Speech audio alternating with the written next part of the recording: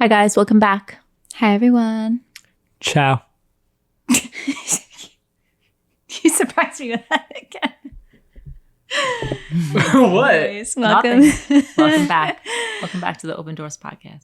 Here we are. Welcome to part 3 of our Life is Messy book conversation. I like switching it from like book study to conversation. Yeah, it's definitely a conversation. Yeah. We're focusing today on pages like 76 to about 100. And oh God, this has just been like so fun. Like I feel like so inspiring and so reflective. But yeah, I would like to start today with the section Mourning the Life That Could Have Been. Mm-hmm. Yeah. Wow. Yeah. I mean, there were so many parts of this section that I was like, I'm going to do this one. I'm going to do this one, you know, when we were choosing. But like the title alone just, you know, says it for me for obvious reasons. And I think the biggest part that he says here is he just starts off by saying on page 97, in order to embrace the unexpected life, we need to mourn the life that could have been. And it's funny because in previous episodes, I almost brought up the stages of grief. Mm-hmm. You know, denial, anger, bargaining, depression, and acceptance. Those are the stages. And we just imagine that we have to go through them in like a very neat and tidy way. That's like the language that he also used. And we do go through them. Mm-hmm. I wasn't sure. I remember in the beginning, I was like not sure if I was going to, I assumed I would, but I was like, well, when is this going to happen? And when is this going to happen? And I don't think I realized like as I was moving through and as time was going that I was going through all of those stages.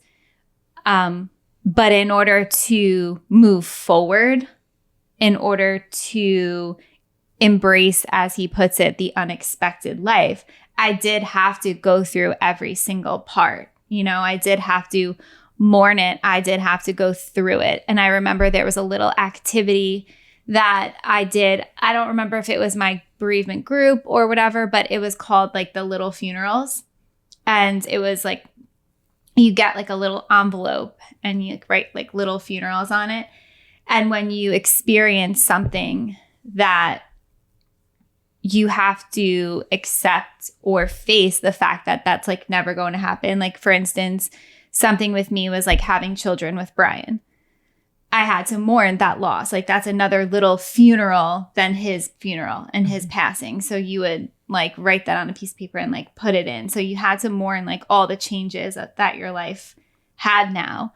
And what I realized is that once I faced those parts of grief as they came throughout the years, it allowed me then to embrace like the new life that I had. It took a lot of time. It took a lot of work.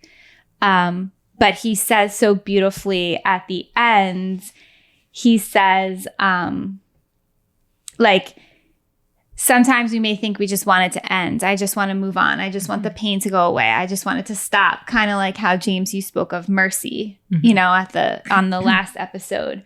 But he says if you don't attend to your wounds, it will begin to fester, causing discomfort at first, then pain, and will ultimately lead to the distortion of your personality. So it's like if you don't tend to the wounds that you have, whether it be grief or a change or loss of job or loss of friendship or whatever it may be, rejection, abandonment, anything, if you don't tend to that it will just fester and grow and your body might react to it. We talk about that so often. But again, my favorite part at the end was that he says, mourn the life that could have been if your dream did not come true. It is a prerequisite for discovering the exquisite possibilities that still lay ahead. And it's funny because when we were at Mass today, I saw this older man and he was by himself, and I had wondered if he was a widower. And I remembered that in the early stages, I used to say that every spouse should die with their spouse because like why would anybody ever want to be separated from their spouse?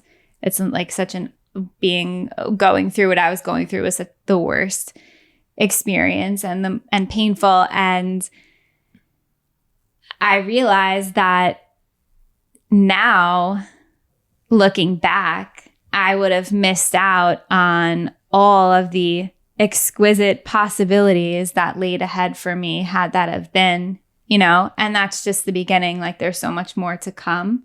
So mourning it, going through it, being honest about it, you do begin then to embrace all of the future possibilities that God has in store for you, because clearly he's just not done with you yet. Wow. It's funny. This is, I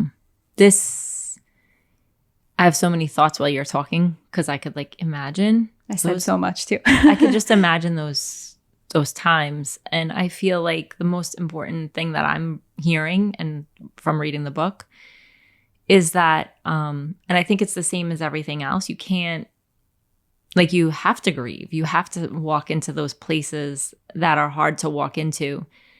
And let's not make them our idol. Let's not make them this thing that we have to hold on to that we can never let go of. But you have to see them and you have to be honest. Like you said, it's the honesty in it. And I think everyone has so many different experiences of grief. We've spoken of that, of different ways of loss. I'm thinking of, it's weird, my doctor, I don't know if I spoke of this in another episode, but my doctor was in a really horrible accident last year. 10 months ago, she was in a terrible, terrible accident, and she shouldn't have lived. It was an absolute miracle that she lived. And I had heard about her injuries and how extensive they were. And I hadn't seen her in about a year because I go for my annual visit. And I just went for my visit a week ago. And I expected something different. I expected her to look different. I expected her to sound different. I expected her to be different than how she was. And I was I'm a teacher too. And that's why I always pay attention to speech patterns. I pay attention to how people behave. And I was watching her closely and I couldn't tell. I couldn't tell that she had this experience, but she told me every part of it. She told me every part of what she remembered from the accident.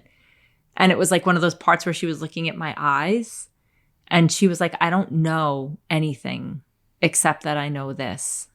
For whatever reason, I needed to still be here.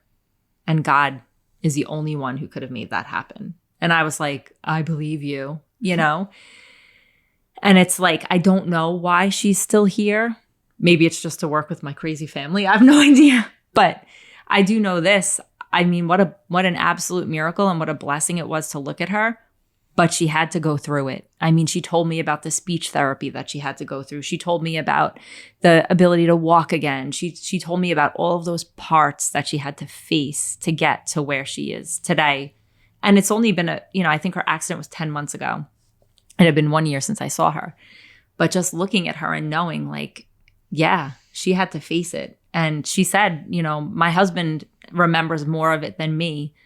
And he needs to be talking to somebody because of what he saw, because of what he witnessed. And it was this, we all go through these different traumas, I think, in our lives. And I think the blessing is having the people who will come to you and who will support you.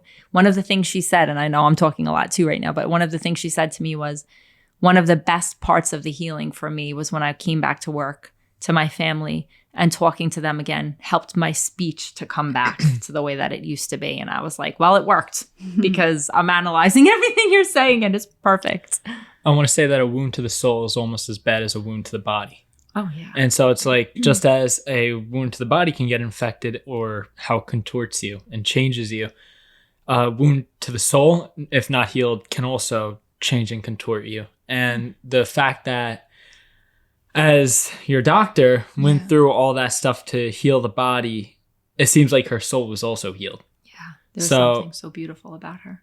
It's almost throughout life, we do get, beat up. We get kicked down. We get kicked in the stomach and, roll around and thrown into mud. And the best thing you could do is not exactly just fight back, but rather heal. It's not always about I've heard that, the best offense is, or wait, no, the best defense is offense or something like that. But sometimes the best defense is healing. So it's almost like, can you imagine you're fighting pretty much an unstoppable force known as life. Nothing's going to slow it down and nothing can take it away except for God. So if God wakes you up one more day, that means you still have a purpose for that specific moment, for that specific day. Yeah. So just remember, when you wake up, it's not that, it was a mistake and that you have no purpose. You were woken up with a purpose for today. You're breathing for a purpose. You're breathing to spread more love. Yeah, what is it? You have a purpose and he has a plan. But I think it's something to say too about the healing process is grieving is a part of healing. That's what Matthew Kelly said in that section. And it's, I healed from the event, right? The events. But like you also said in, I think, the previous episode, when you're feeling like this, it's like, well, what does it remind you of? Like, I didn't just heal from that one event that happened 5 years ago.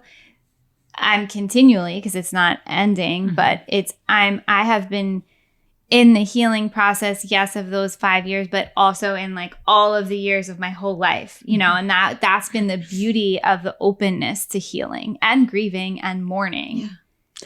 It's almost like, I don't know if you guys know the term all roads lead to Rome, but it's almost like, I feel like with the broken spirit, with the hurt heart, it's almost like everything is interconnected and everything leads to the abandonment, the rejection, the this, the that. It's all because there's a Jesus-shaped hole in your heart and nothing can fill it except for him. So just let him in. Open the door of your heart to let him in. He's always knocking. Amen. And I feel like he like the setup of the of the way in which he did come, it really does set you up for this entering into like that relationship. Like he does get it.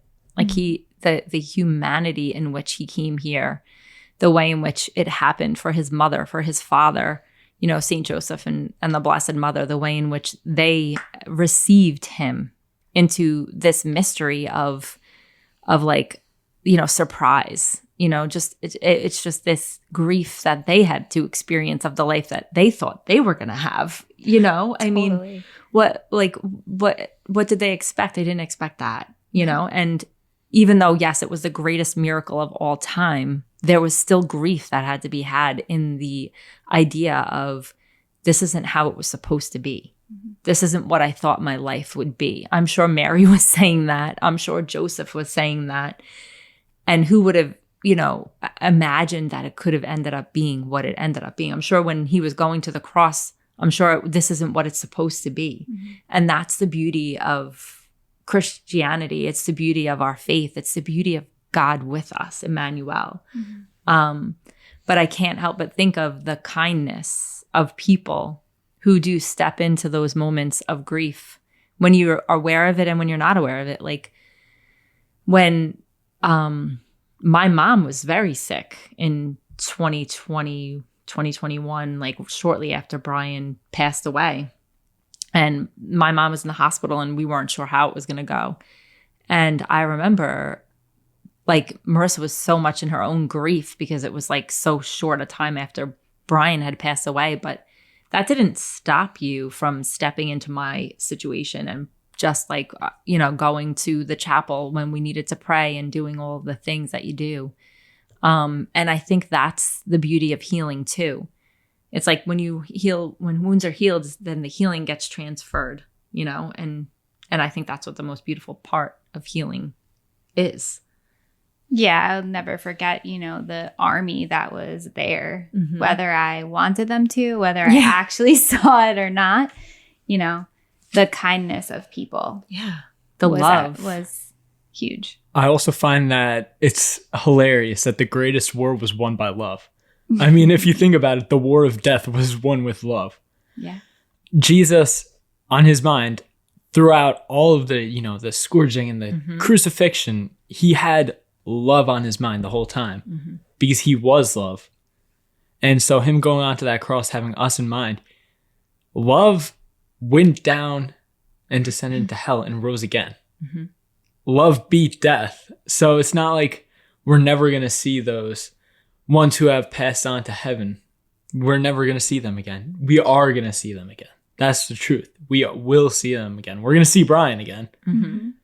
And it's just, that's the greatest miracle came from the most ordinary means.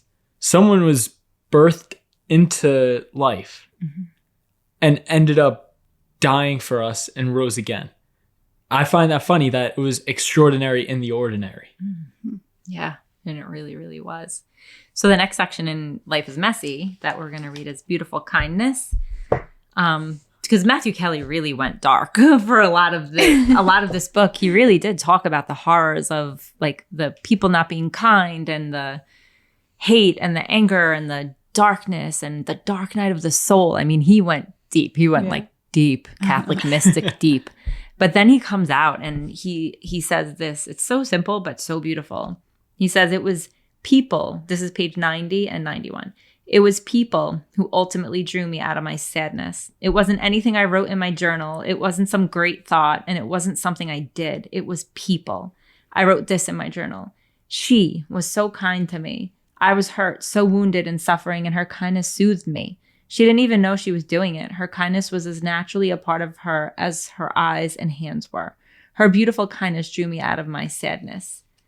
All of the kindness that I was receiving was both random and yet coordinated. Each person was just doing what they felt called to do. Each act seemed random, but the divine physician was coordinating every kindness to heal my soul and restore my hope. It was a program of kindness. God had designed it just for me. I love that so much. I want to reflect on that and just say real quick. Yeah. It's almost like God is, we call him the great physician and stuff. And sometimes he uses people as like the scalpels to fix up and cut up and open up and heal that heart of yours. It's through communion with him and other people that we are united. And through the union, it's almost like we're no longer abandoned. We're no longer rejected. We are one and we are loved. Yeah. I love the ending where he just said it's a program just for me. Yeah. You think of like the stranger you meet online at Staples Yes. who just like looks you dead in the eye and says something so profound. You're like, do you know me? Like, it's like, yeah, he orchestrated that thing. And the woman had free will to say hello to me and me to accept it. But it's like, a program just for me, the people just for me in my life who come in and out forever or for just a period of time. It's like, wow, he cares about me that much. The providence in that, the idea that like certain people do just like, I think of when my best friend passed away and I was, definitely sad and like mourning and thinking about it. I know I've said this on here before, but I was like looking for someone to talk to. And I was like, everyone talks to my friend, a good friend of mine is a therapist. And I was like, oh, everyone talks to her. I wish I could talk to her. And then she sends me a message and she's like, just want to let you know, I heard about your best friend. And if you ever want to talk. And I was like, seriously? And she basically, and like at that point, we didn't really know much about each other's faith life or anything. And she was bold in that she said, like, just so you know, like, I felt like God was asking me to get in touch with you. And I was like, wow. And it was just that moment of her just reaching out just to see, if I wanted to talk. And that's providence. I feel like of course, God always has the held out hand, but sometimes he calls other people to hold out their hands for us too. So it's almost like we always have to say yes to the holding out of the hands. And it's almost like, my friend Angelo, who I haven't seen in like 2 years, will pop up into my mind. And I'm like, all right, I'm going to go say hello to him and say that I've been praying for him. And so I do. And he's like, thank you, bro. I'm praying for you too. And it's like, I don't know. There's this joy that comes out of that from spreading that love. And it's just the obeying of the commandment of love is just so powerful. And I don't think you could honestly compare anything to love. And it's when when it comes from true kindness and true like purity of your heart. Mm-hmm. It's not forced. It's almost as if you're not the one Mm-hmm. doing it, And what a good feeling to receive it, but what a good feeling also to give it. I think there's a part where he talks about joy, and he's like, our joy grows when we share joy. Mm-hmm. Is that your section that you wanted to do? Was yours joy? Mine was joy. It actually does lead. It's joy, and I'll start off with that right now. I feel like that's leading right I was into like, whoops. It's just for the joy of it. It's pages Yeah. 86, but I'm actually going to read from 87 as well. So it's so to start it off, really, what he does is him and his friend are at the playground, and it's like his friend's kids is like his friend's kids are like doing stuff and hanging out and stuff, and the friend's like, "Am I a good father?" And he's like, "Yeah," and he's like, he doesn't really answer the question in like a normal way. He's like almost like dodging the question essentially, but in the ending, it almost talks about like, why are you that? Why are you a good dad? And it's almost like it's because you're doing it for joy. And it's, what do you do just for the joy of it? When was the last time you did something just for the joy of it? It is one of the things I admire in many people.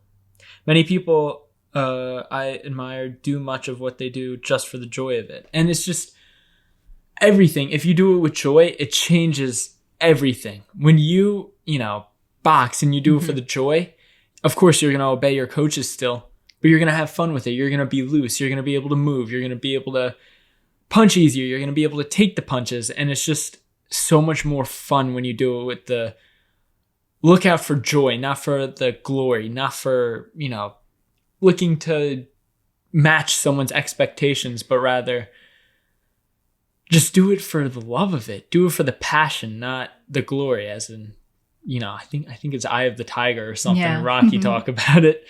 So I think it's easy to get stuck in the program of just doing what you have to do in order to check off your boxes, doing what you have to do in order to fulfill your job, your requirements, your whatever. And sometimes in order to do a good job or to be a good parent or a good sister or a good daughter, you forget how to have fun because you're so busy trying to be perfect. Mm-hmm. So I think if you try and remember the joy of certain activities makes everything better, then everything is better, But I do think finding joy happens when you, like you said in boxing, when you're loose and you're letting yourself receive.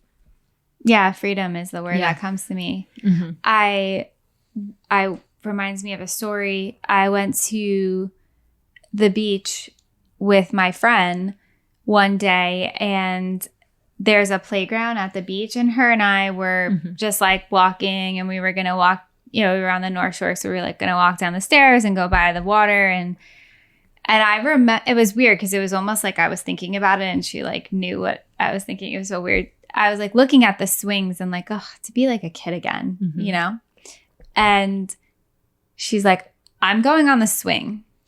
I'm like, what? I'm going on the swing. Are you coming with me? And I was like, you're going to go on the swing? Like, we're grown women. And she was like, I'm going on the swing. Are you going to join me or not?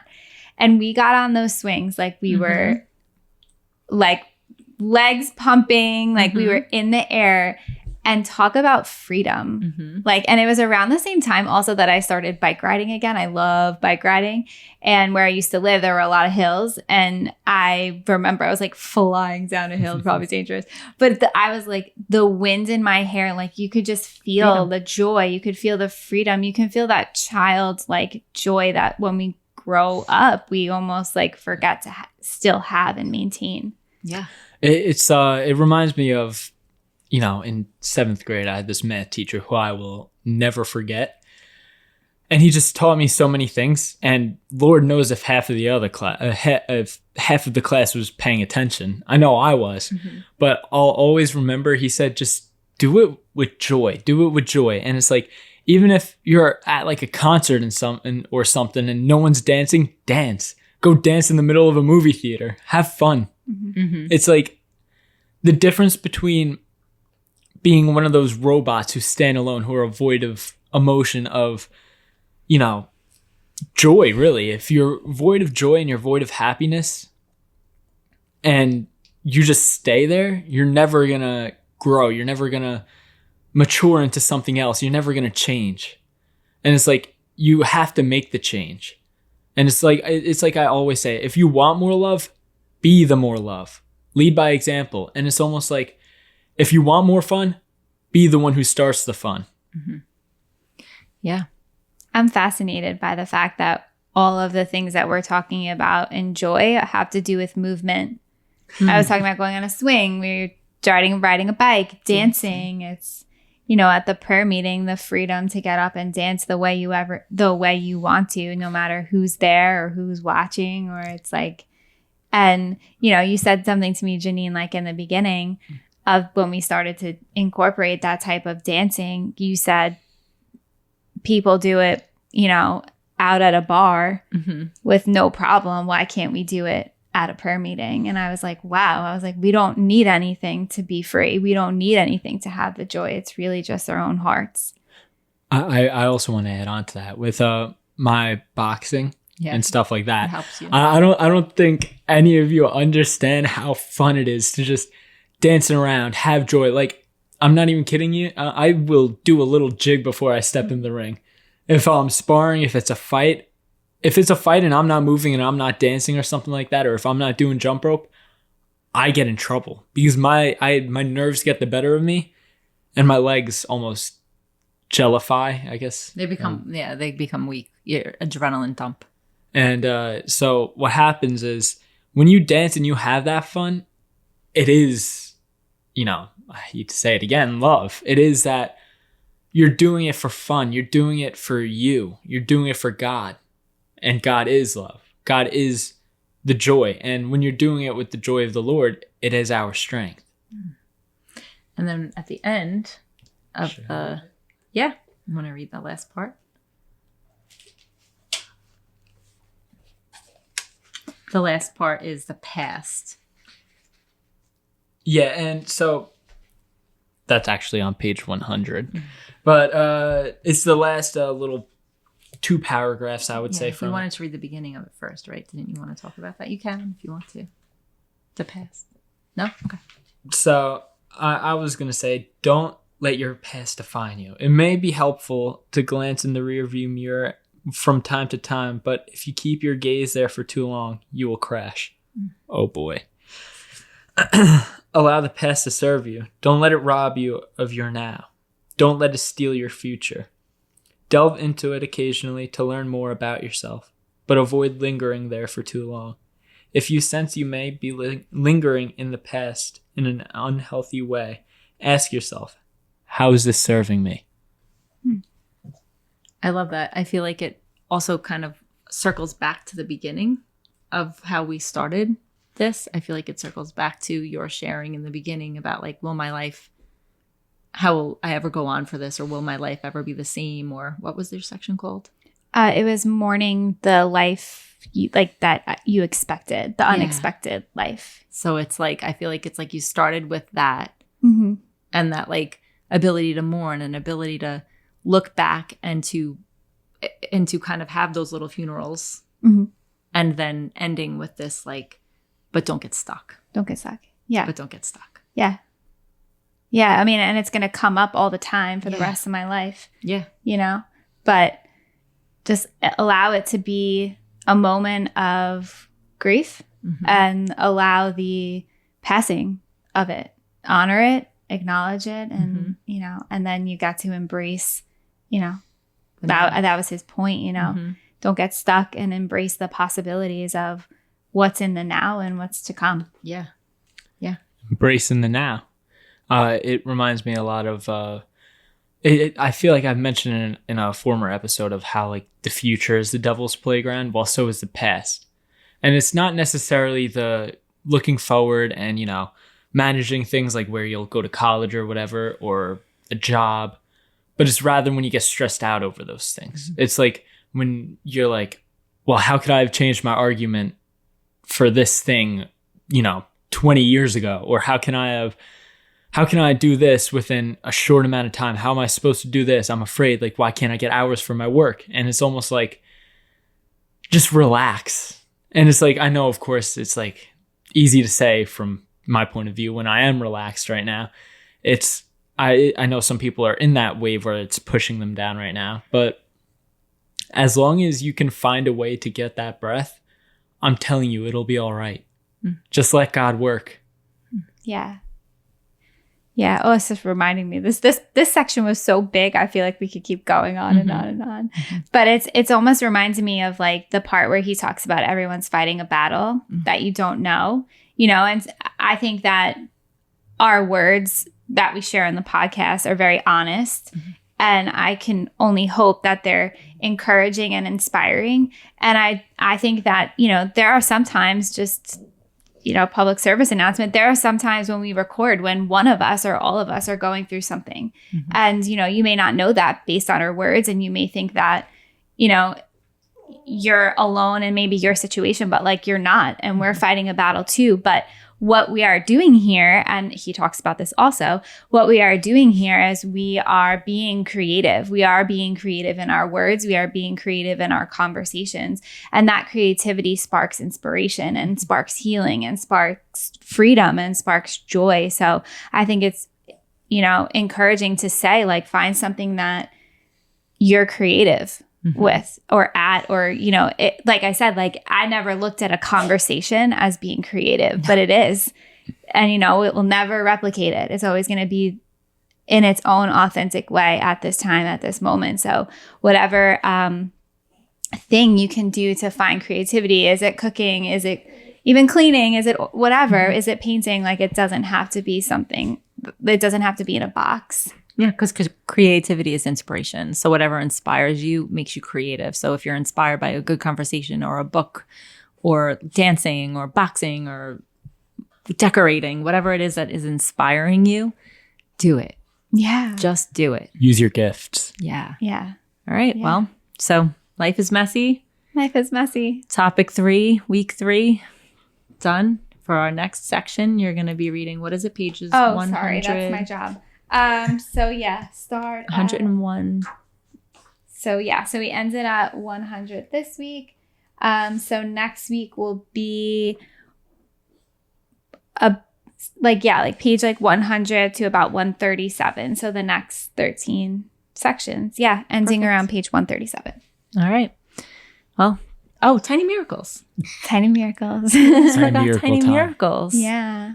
My tiny miracle is that we have recorded a couple of episodes in one day, and Sunny has used the stairs multiple times in multiple episodes. So I just want to say that my tiny miracle is Sunny using the stairs, and he hasn't whined once.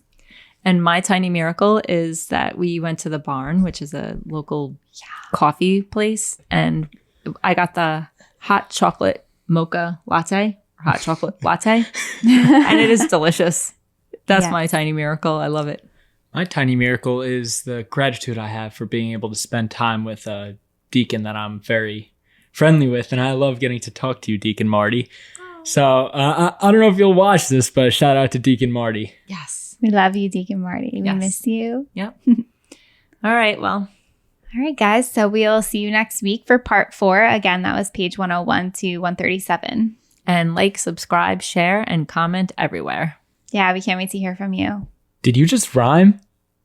She did. She did. My God, did I just do the closing by accident? No, you didn't. Oh, I have a But I word. can't Don't wait. worry, Mom. Don't I can't worry. wait. Let's hope it rhymes, James. If not,